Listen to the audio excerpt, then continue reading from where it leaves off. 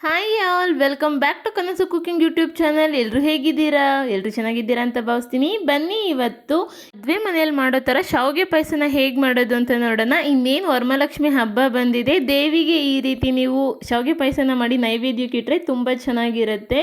ನಾನು ಹೇಳ್ಕೊಡುವಂಥ ಎಲ್ಲ ಟಿಪ್ಸ್ನ ನೀವು ಫಾಲೋ ಮಾಡ್ತು ಅಂತಂದರೆ ಪರ್ಫೆಕ್ಟಾಗಿ ನಮಗೆ ಶಾವಿಗೆ ಪಾಯಸ ಅಂತ ಅನ್ನೋದು ರೆಡಿ ಆಗುತ್ತೆ. ಗಟ್ಟಿ ಕೂಡ ಆಗೋದಿಲ್ಲ ಎಷ್ಟೊತ್ತಿಟ್ರು. ಹಾಗಾದರೆ ಹೇಗೆ ಮಾಡೋದು ಅಂತ ನೋಡೋಣ ಬನ್ನಿ.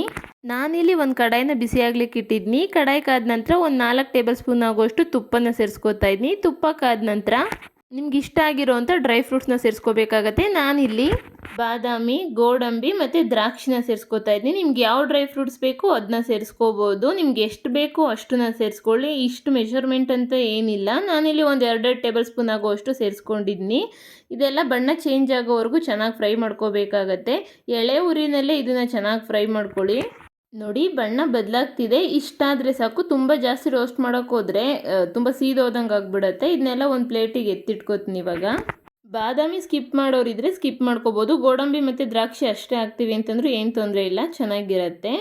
ನಂತರ ಒಂದು ಗ್ಲಾಸ್ ಮೆಜರ್ಮೆಂಟ್ ಇಟ್ಕೊಳ್ಳಿ. ಈ ಗ್ಲಾಸಲ್ಲಿ ನಾನು 1 ಗ್ಲಾಸ್ ಆಗುವಷ್ಟು ಶಾವಿಗೆನ ತೊಗೊಂಡಿದ್ದೀನಿ. ತುಪ್ಪ ಸಾಕು ಅಷ್ಟೇ. ನಿಮಗೆ ಬೇಕಿತ್ತು ಅಂತಂದರೆ ಇನ್ನು ಸ್ವಲ್ಪ ತುಪ್ಪನ ಸೇರಿಸ್ಕೊಳ್ಳಿ. ಇದು ಬಣ್ಣ ಬದಲಾಗೋವರೆಗೂ ಚೆನ್ನಾಗಿ ನಾವು ಎಳೆ ಉರುಳಿನಲ್ಲೇ ಫ್ರೈ ಮಾಡ್ಕೋಬೇಕಾಗತ್ತೆ. ರೋಸ್ಟೆಡ್ ಶಾವಿಗೆನೂ ಬರುತ್ತೆ ಸಪ್ರೇಟು. ಅದನ್ನೇನಾದರೂ ನೀವು ಯೂಸ್ ಮಾಡ್ತು ಅಂತಂದರೆ ಜಾಸ್ತಿ ಏನು ರೋಸ್ಟ್ ಮಾಡ್ಕೊಳ್ಳೋ ಹಾಗಿಲ್ಲ. ಸ್ವಲ್ಪ ನಾವು ತುಪ್ಪದಲ್ಲಿ ಹುರ್ಕೊಂಡ್ರೆ ಸಾಕಾಗುತ್ತೆ. ಬಟ್ ನಮಗೆ ಈ ಶಾವಿಗೆ ಪಾಯಸಕ್ಕೆ ಈ ರೀತಿ ಶಾವಿಗೆನೇ ತೊಗೊಂಡ್ರೆ ತುಂಬ ರುಚಿಯಾಗಿರುತ್ತೆ. ಆದಷ್ಟು ಇದೇ ರೀತಿ ಶಾವಿಗೆನ ಉಪಯೋಗಿಸಿ. ಈ ಶಾವಿಗೆ ಎಲ್ಲ ಬಿಸ್ಕೆಟ್ ಕಲರ್ ಥರ ಬದಲಾಗಬೇಕು ಅಂದರೆ ಗೋಲ್ಡನ್ ಬ್ರೌನ್ ಕಲರ್ ಬರಬೇಕು. ಅಲ್ಲಿವರೆಗೂ ಇದನ್ನ ನಾವು ಎಳೆ ಊರಿಲೇ ಚೆನ್ನಾಗಿ ಫ್ರೈ ಮಾಡ್ಕೋಬೇಕಾಗತ್ತೆ. ನೋಡಿ ನೀವೇ ನೋಡ್ತಾ ಇದ್ದೀರಲ್ವ, ಶಾವಿಗೆ ಎಲ್ಲ ಚೆನ್ನಾಗಿ ಕಲರ್ ಚೇಂಜ್ ಆಗ್ತಿದೆ. ಇವಾಗ ಪರ್ಫೆಕ್ಟಾಗಿ ಶಾವಿಗೆ ರೋಸ್ಟ್ ಆಗಿದೆ. ಇಷ್ಟಾದರೆ ಸಾಕಾಗತ್ತೆ.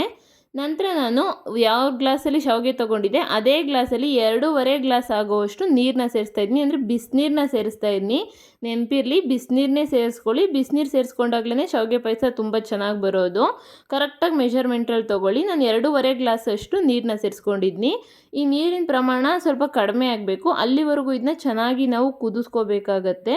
ಶಾವಿಗೆ ಈ ಬಿಸಿನೀರಲ್ಲೇ ಚೆನ್ನಾಗಿ ಬೇಯಬೇಕು. ಒಂದು 3-4 ನಿಮಿಷ ಇದನ್ನ ಚೆನ್ನಾಗಿ ಬೇಯಿಸ್ಕೊಂಬಿಟ್ರೆ ರೆಡಿ ಆಗೋಗ್ಬಿಡುತ್ತೆ. ಯಾರಾದರೂ ಹೊಸ್ದಾಗಿ ನನ್ನ ಚಾನಲ್ನ ನೋಡ್ತಾ ಇದ್ದರೆ ಪ್ಲೀಸ್ ಸಬ್ಸ್ಕ್ರೈಬ್ ಮಾಡಿ. ಮತ್ತು ನಿಮ್ಗೆ ಯಾವುದೇ ರೆಸಿಪಿ ಬೇಕು ಅಂತಂದರೂ ನನ್ನ ಕಮೆಂಟ್ ಮೂಲಕ ತಿಳಿಸಿ. ನಾನು ನಿಮ್ಗೆ ಈಸಿಯಾಗಿ ಹೇಗೆ ಮಾಡೋದು ಅಂತ ತೋರಿಸ್ಕೊಡ್ತೀನಿ. ಮತ್ತು ರೆಸಿಪಿ ಟ್ರೈ ಮಾಡಿದ ನಂತರ ಹೇಗಿತ್ತು ಅಂತ ಕಮೆಂಟ್ ಮೂಲಕ ತಿಳಿಸೋದು ಮರಿಬೇಡಿ ಆಯಿತಾ.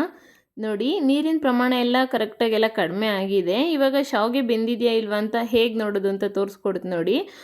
ನಾವು ಶಾವಿಗೆನ ಎತ್ತಿಟ್ಕೊಂಡು ಬೆರಳಲ್ಲಿ ಹಾಗೆ ನಾವು ಕಟ್ ಮಾಡಿದ್ರೆ ಅದು ಕಟ್ ಆಗಬೇಕು, ಜಸ್ಟ್ ಕಟ್ ಆಗಬೇಕು. ಆ ರೀತಿ ಆದರೆ ಪರ್ಫೆಕ್ಟಾಗಿ ಶಾವಿಗೆ ಬೆಂದಿರುತ್ತೆ.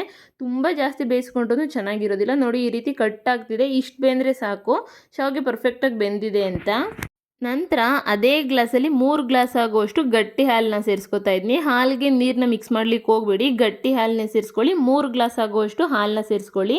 ಹಾಲನ್ನ ಕಾಯಿಸೋವಂಥ ಅವಶ್ಯಕತೆ ಏನಿಲ್ಲ. ಕೆಲವೊಬ್ಬರು ಹಾಲನ್ನ ಕಾಯಿಸಿ ಉಪಯೋಗಿಸ್ತಾರೆ, ಅಂಥ ಅವಶ್ಯಕತೆ ಏನು ಇರೋದಿಲ್ಲ ಅನಿಸುತ್ತೆ. ನಾನು ಮಾಮೂಲಿ ಇದೇ ರೀತಿ ಮಾಡೋದು, ತುಂಬ ರುಚಿಯಾಗತ್ತೆ. ಇದನ್ನ ಒಂದು 5 ನಿಮಿಷ ನಾವು ಹಾಲಲ್ಲೇ ಚೆನ್ನಾಗಿ ಬೇಯಿಸ್ಬೇಕಾಗತ್ತೆ. ನಾನು ಒಂದು ಹೈ ಫ್ಲೇಮಲ್ಲಿ ಇಟ್ಕೊಂಡೇನೆ ಚೆನ್ನಾಗಿ ಇದನ್ನ ಕುದಿಸ್ಕೊತೀನಿ. ಹಾಲಿನ ಪ್ರಮಾಣ ಸ್ವಲ್ಪ ಮಟ್ಟಿಗೆ ಕಡಿಮೆ ಆಗಬೇಕು. ಅಲ್ಲಿವರೆಗೂ ಶಾವಿಗೆ ಹಾಲಲ್ಲೇ ಚೆನ್ನಾಗಿ ಬೇಯಬೇಕು. ಮುಂಚೆನೇ ಸಕ್ಕರೆ ಸೇರಿಸ್ಲಿಕ್ಕೆ ಹೋಗಬೇಡಿ. ಸಕ್ಕರೆ ಸೇರಿಸಿದ ನಂತರ ಶಾವಿಗೆ ಬೇಯೋದಿಲ್ಲ. ಅದಕ್ಕೋಸ್ಕರ ಮುಂಚೆನೇ ಒಂದು 5 ನಿಮಿಷ ಇದನ್ನ ಚೆನ್ನಾಗಿ ಬೇಯಿಸ್ಕೊಳ್ಳಿ. ಈ ಹಬ್ಬಗಳಲ್ಲಿ ಕಡಿಮೆ ಪದಾರ್ಥಗಳೇ ಕ್ವಿಕ್ಕಾಗಿ ನಮಗೆ ಸ್ವೀಟ್ ರೆಸಿಪಿ ಆಗಬೇಕು ಅಂತಂದರೆ ಈ ರೀತಿ ಶಾವಿಗೆ ಪಾಯಸ ಮಾಡ್ಕೊಂಬಿಡ್ಬೋದು. ತುಂಬ ರುಚಿಯಾಗಿರುತ್ತೆ ಮತ್ತು ಕಡಿಮೆ ಸಮಯ ಕೂಡ. ಪದಾರ್ಥಗಳು ಅಷ್ಟೇ ತುಂಬ ಕಡಿಮೆ ಪದಾರ್ಥಗಳು ಬೇಕು. ನೋಡಿ ಇವಾಗೆಲ್ಲ ಹಾಲಿನ ಪ್ರಮಾಣ ಎಲ್ಲ ಕಡಿಮೆ ಆಗಿದೆ. ಸ್ವಲ್ಪ ತಿಕ್ನೆಸ್ ಕೂಡ ಜಾಸ್ತಿ ಆಗಿದೆ. ನೋಡಿ ತೋರಿಸ್ತಾ ಇದ್ನಲ್ವ, ಇಷ್ಟು ತಿಕ್ನೆಸ್ ಆದರೆ ಸಾಕು. ಹಾಲಲ್ಲೆಲ್ಲ ಚೆನ್ನಾಗಿ ಶಾವಿಗೆ ಬೆಂದಿದೆ ಅಂತ. ನಂತರ ನಾನು ಯಾವ ಗ್ಲಾಸಲ್ಲಿ ಹಾಲು ಮತ್ತು ಶಾವಿಗೆ ಎಲ್ಲ ತೊಗೊಂಡಿದ್ನೋ ಅದೇ ಗ್ಲಾಸಲ್ಲಿ 3/4 ಗ್ಲಾಸ್ ಆಗುವಷ್ಟು ಸಕ್ಕರೆನ ಸೇರಿಸ್ತಾ ಇದ್ದೀನಿ. 3/4 ಗ್ಲಾಸ್ ಹಾಕಿದ್ರೆ ಸಾಕು. ಕರೆಕ್ಟಾಗಿ ಸಿಹಿ ಕರೆಕ್ಟಾಗಿರುತ್ತೆ. ನೀವೇನಾದರೂ ಜಾಸ್ತಿ ಸಕ್ಕರೆನ ಉಪಯೋಗಿಸ್ತೀರಾ ಅಥವಾ ಸಿಹಿ ಜಾಸ್ತಿ ಉಪಯೋಗಿಸ್ತೀರಾ ಅಂತಂದರೆ ಇನ್ನೊಂದು 3 ಟೇಬಲ್ ಸ್ಪೂನಷ್ಟು ಸಕ್ಕರೆ ಸೇರಿಸ್ಕೊಳ್ಳಿ. ನಾನು ಹಾಕಿರೋಷ್ಟು ಸಕ್ಕರೆ ಹಾಕಿದ್ರೆ ತುಂಬ ರುಚಿಯಾಗುತ್ತೆ. ಅಂದರೆ ಸಕ್ಕರೆ ಎಲ್ಲ ಕರೆಕ್ಟಾಗಿರುತ್ತೆ. ಸಕ್ಕರೆ ಹಾಕಿದ ನಂತರ ಒಂದು 2 ನಿಮಿಷ ಕುದಿಸ್ಕೊಂಡ್ರೆ ಸಾಕು. ಶಾವಿಗೆ ಎಲ್ಲ ಸ್ವಲ್ಪ ಸಕ್ಕರೆ ಅಥವಾ ಸಿಹಿ ಹಿಡೀಲಿ. ಒಂದು 2 ನಿಮಿಷ ಬೇಯಿಸ್ಕೊಳ್ಳಿ. ತುಂಬ ಹೊತ್ತೇನು ಬೇಯಿಸ್ಲಿಕ್ಕೆ ಹೋಗಬೇಡಿ. ತುಂಬ ಜಾಸ್ತಿ ಬೇಯಿಸಿದ್ರು ತಿಕ್ನೆಸ್ ಜಾಸ್ತಿ ಆಗಿಬಿಡುತ್ತೆ. ಇದು ಸ್ವಲ್ಪ ತಣ್ಣಗಾದ ನಂತರ ಶಾವಿಗೆ ಪಾಯಸ ತಿಕ್ನೆಸ್ ಇನ್ನು ಸ್ವಲ್ಪ ಜಾಸ್ತಿ ಆಗುತ್ತೆ. ಅದಕ್ಕೋಸ್ಕರ ನಾನು ಒಂದು 2 ನಿಮಿಷ ಬೇಯಿಸ್ಕೊಂಡಿದ್ನಿ. ಆನಂತರ ಒಂದು 5ರಿಂದ 6 ಏಲಕ್ಕಿನ ಕುಟ್ಟಿ ಪುಡಿ ಮಾಡ್ಕೊಂಡು ಸೇರಿಸ್ಕೊತಾ ಇದ್ನಿ. ನಾನು ಸಿಪ್ಪೆ ಸಮೇತ ಹಾಗೆ ಸೇರಿಸ್ತಾ ಇದ್ದೀನಿ. ನಿಮಗೆ ಬೇಕು ಅಂತಂದರೆ ಸಿಪ್ಪೆನ ರಿಮೂವ್ ಮಾಡ್ಕೊಬೋದು. ನಂತರ ಡ್ರೈ ಫ್ರೂಟ್ಸ್ ಎಲ್ಲ ರೋಸ್ಟ್ ಮಾಡ್ಕೊಂಡಿದ್ದೋ ಅಲ್ವಾ, ಅದು ಎತ್ತಿಟ್ಕೊಂಡಿರೋಂಥ ಡ್ರೈ ಫ್ರೂಟ್ಸ್ನ ಸೇರಿಸ್ಕೊತಾ ಇದ್ನಿ. ಏಲಕ್ಕಿನ ಪುಡಿ ಮಾಡಲಿಕ್ಕೆ ಸ್ವಲ್ಪ ಸಕ್ಕರೆನ ಸೇರಿಸ್ಕೊಂಡು ಪುಡಿ ಮಾಡ್ಕೊಳ್ಳಿ, ಚೆನ್ನಾಗಿ ಪುಡಿ ಆಗುತ್ತೆ. ನಂತರ ಇದೆಲ್ಲ ನೀಟಾಗಿ ಮಿಕ್ಸ್ ಮಾಡಿಕೊಂಡು ಸ್ಟವ್ನ ಆಫ್ ಮಾಡ್ಕೊಳ್ಳೋಣ. ನೋಡಿ ನಾನು ತೋರಿಸ್ತಾ ಇದ್ದೀನಲ್ವ ತಿಕ್ನೆಸ್ ಯಾವ ರೀತಿ ಇದೆ ಅಂತ. ಇಷ್ಟು ತಿಕ್ನೆಸ್ ಇದ್ದರೆ ಪರ್ಫೆಕ್ಟಾಗಿ ಶಾವಿಗೆ ಪಾಯಸ ಅಂತ ಅನ್ನೋದು ರೆಡಿ ಆಗಿರುತ್ತೆ. ಇದು ಸ್ವಲ್ಪ ತಣ್ಣಗಾದ ನಂತರ ಇನ್ನು ಸ್ವಲ್ಪ ತಿಕ್ನೆಸ್ ಜಾಸ್ತಿ ಆಗುತ್ತೆ. ನಾನು ನಿಮ್ಮ ಮುಂದೆ ತೋರಿಸ್ತೀನಿ ಯಾವ ರೀತಿ ತಿಕ್ನೆಸ್ ಆಗಿದೆ ಅಂತ. ನೋಡಿ ನಾನು ಒಂದು 10 ನಿಮಿಷ ಆದ ನಂತರ ತೋರಿಸ್ತಾ ಇದ್ದೀನಿ. ಕಲರ್ ಕೂಡ ಸ್ವಲ್ಪ ಮಟ್ಟಿಗೆ ಚೇಂಜ್ ಆಗಿದೆ. ತಿಕ್ನೆಸ್ ಕೂಡ ನೋಡಿ ಇನ್ನು ಸ್ವಲ್ಪ ಜಾಸ್ತಿ ಆಗಿದೆ. ಇಷ್ಟು ತಿಕ್ನೆಸ್ ಇದ್ದರೆ ಪರ್ಫೆಕ್ಟಾಗಿರುತ್ತೆ. ರುಚಿ ಕೂಡ ತುಂಬ ಅಂದರೆ ತುಂಬ ಚೆನ್ನಾಗಿರುತ್ತೆ. ಹಾಗಾದರೆ ಈ ರೆಸಿಪಿ ನಿಮ್ಗೆ ಇಷ್ಟ ಆಯಿತು ಅನ್ಕೋತೀನಿ. ಇಷ್ಟ ಆದರೆ ಪ್ಲೀಸ್ ಲೈಕ್ ಮಾಡಿ, ಶೇರ್ ಮಾಡಿ. ಮತ್ತಷ್ಟು ಈಸಿ ರೆಸಿಪಿಗಾಗಿ ಕನಸು ಕುಕಿಂಗ್ ಯೂಟ್ಯೂಬ್ ಚಾನಲ್ಗೆ ಸಬ್ಸ್ಕ್ರೈಬ್ ಮಾಡಿ. Thank you for watching. Thank you all.